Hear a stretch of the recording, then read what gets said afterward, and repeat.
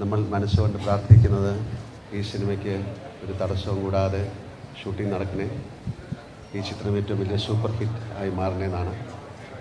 അതുപോലെ ഞാനും പ്രാർത്ഥിക്കുന്നു, ഇതിനൊരു തടസ്സവും കൂടാതെ നടക്കണേ, ഇതൊരു വലിയ വിജയമായി മാറണേന്ന്. ദൃശ്യം 1, 2 മനസ്സിൽ ഏറ്റിയ പ്രേക്ഷകർ ദൃശ്യം 3 തീർച്ചയായിട്ടും മനസ്സിൽ കൊണ്ട് നടക്കുമെന്ന് ഞാൻ പ്രാർത്ഥിക്കുന്നു. എല്ലാവർക്കും നല്ലൊരു ദിവസം ഒരിക്കൽ കൂടി ആശംസിച്ചുകൊണ്ട് താങ്ക് യു. അതല്ലേ, അതാണ് ഞാൻ പറഞ്ഞത്. അതൊക്കെ ഇനിയും നടക്കേണ്ട കാര്യമല്ലേ, കുഴപ്പമുണ്ടാവില്ലെന്നാണ് ഞാൻ തോന്നുന്നത്.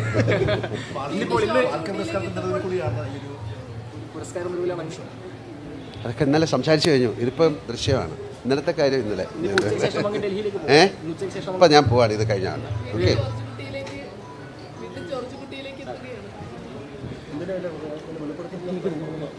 അതിൻ്റെ കഥ ഇപ്പം പറയണം. ജോർജ് കുട്ടി എന്തെങ്കിലും ഒരു കുഴപ്പം ഉണ്ടാക്കും, പേടിക്കണ്ട. അത് കാണാം.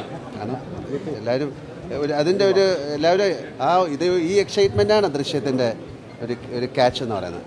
അപ്പോൾ അത് തീർച്ചയായിട്ടും എൻ്റെ അടുത്ത് പറയല്ല എന്ന് പുള്ളി പറഞ്ഞു. ഇവിടെ ഞാൻ പോവാൻ.